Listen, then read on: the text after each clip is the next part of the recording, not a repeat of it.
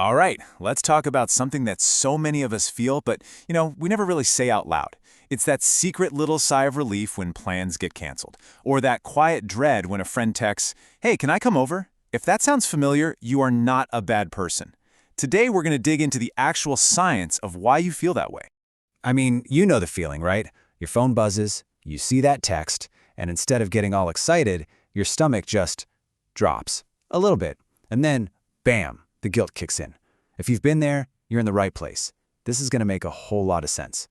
Okay, so first things first. We have got to tackle this huge myth. We tell ourselves that this feeling means we're antisocial. That we're not friendly, we're not a good host. Well, that's just not true, and we're about to show you why. This is that voice in your head, right? The one that says you're being rude or you're a hermit or just a bad friend. We've got this idea baked into our culture that a good person always has their door open. But what if that little voice in your head is just plain wrong? So if it's not about you being antisocial, then what in the world is going on? Well, this is where it gets really interesting. We're going to move away from all that self-criticism and look at the fascinating science of what is actually happening inside your brain when someone walks through your front door.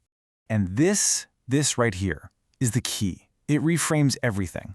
See, that feeling you've been calling antisocial, science has a different name for it: territorial stress.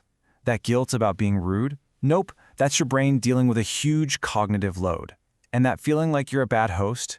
That's just your very real, very human need for decompression getting ignored. Let's break these down one by one. All right, first up, territorial stress. This is not some new agey concept. This is a deep, primal, biological thing. I'm talking animal kingdom level stuff. Your home is your territory. It's the one place on Earth where you are in control. So when a guest comes in, you subconsciously lose a tiny bit of that control, and your brain flags it. It's not a flaw in your personality. It's literally in your DNA. So that biological stress is one piece of the puzzle. But why does it feel so tiring? I mean, completely exhausting. It's because hosting isn't just about pouring drinks and making small talk.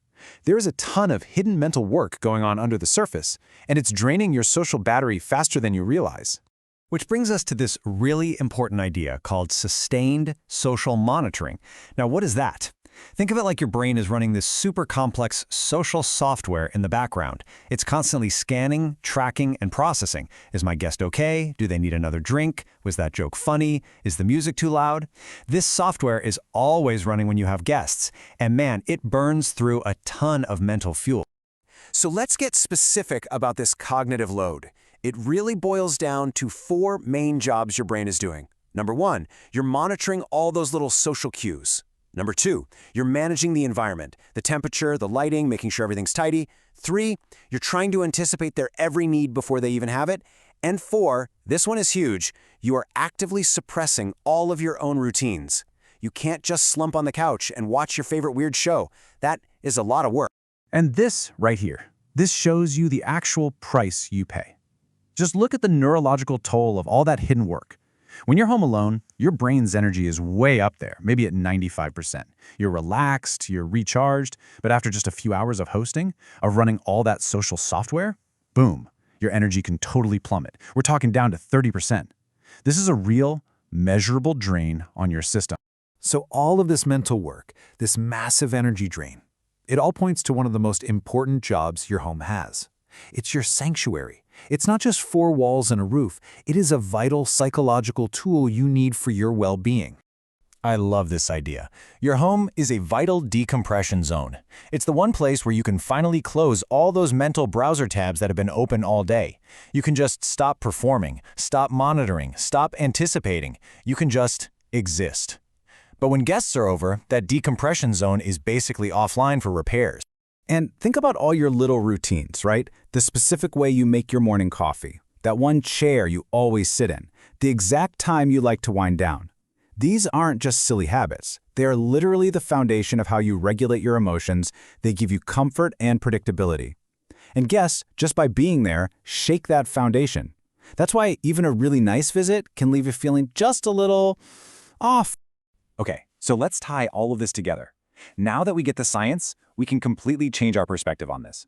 This isn't about giving you an excuse to become a total hermit. It's about giving you a powerful, science-backed reason to see protecting your personal space in a totally new light.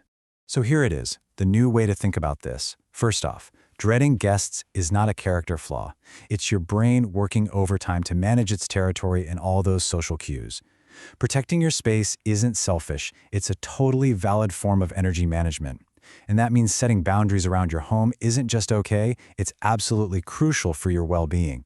It's how you recharge so you can be your best self when you do decide to go out and be social. And so that leaves us with one final question for you.